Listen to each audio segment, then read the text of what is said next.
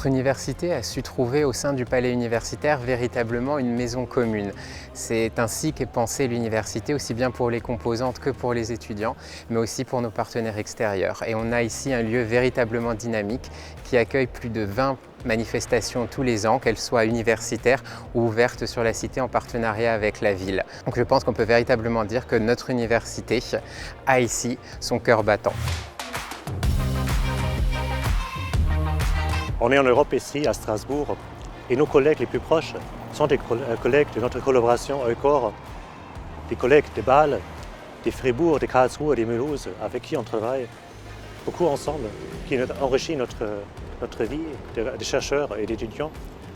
C'est une place d'innovation, parce que ce n'est pas toujours facile de travailler ensemble, mais ces problèmes, ces challenges sont la source de nouvelles idées et de nouvelles approches et de nouvelles perspectives.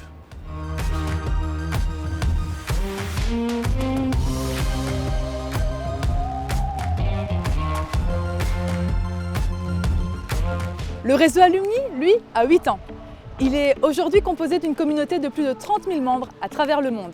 Des diplômés, des étudiants, des personnels et des doctorants qui sont fiers d'appartenir à l'Université de Strasbourg. Ils souhaitent y rester connectés, vraiment, à travers des actions de réseautage autour de la carrière, des savoirs et de l'entraide. Il y a plein d'opportunités à saisir, professionnelles et personnelles.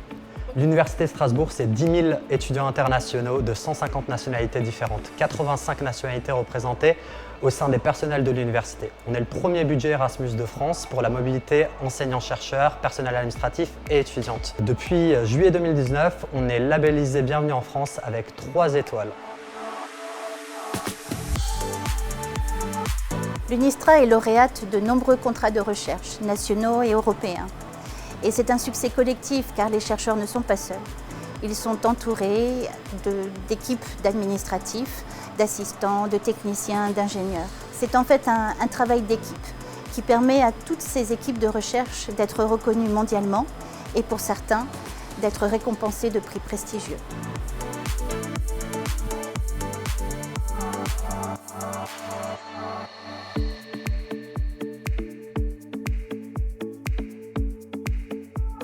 Nous sommes ici dans le data center de l'Université de Strasbourg qui constitue une chance exceptionnelle pour l'ensemble de la recherche du campus strasbourgeois et du site Alsace.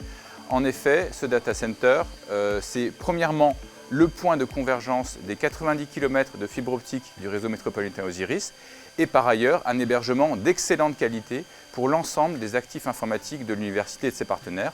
À ce titre, avec ses 1200 kW et ses 120 baies, il a été labellisé par l'Europe au titre du programme Code de conduite européen sur les data centers. D'autre part, il s'agit du plus grand data center universitaire de France.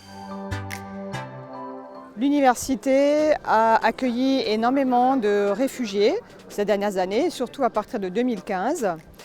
Et effectivement, si on regarde un peu plus près les chiffres, on a plus de 300 étudiants réfugiés maintenant qui ont été formés.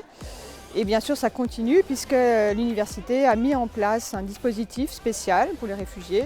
Chaque semestre, une soixantaine d'étudiants peuvent profiter de ce dispositif spécialement créé pour les réfugiés. L'Université de Strasbourg a accueilli des événements prestigieux sur le campus. Je pense notamment à l'Ososphère en 2015 ou encore les Giboulées de la marionnette avec le TJP, mais aussi des artistes prestigieux grâce au Maillon, Antoine Defort, Radouane El Medeb grâce au dispositif Carte Culture. On a aussi accueilli des artistes de renommée internationale dans le cadre de résidences, Michael Haneke, Abbas Kiarostami, Wajdi Mawad, Arnaud Giesinger, mais aussi le collectif X. Le service d'action culturelle est très fier de ce qui a été accompli pendant 10 ans et on compte bien continuer.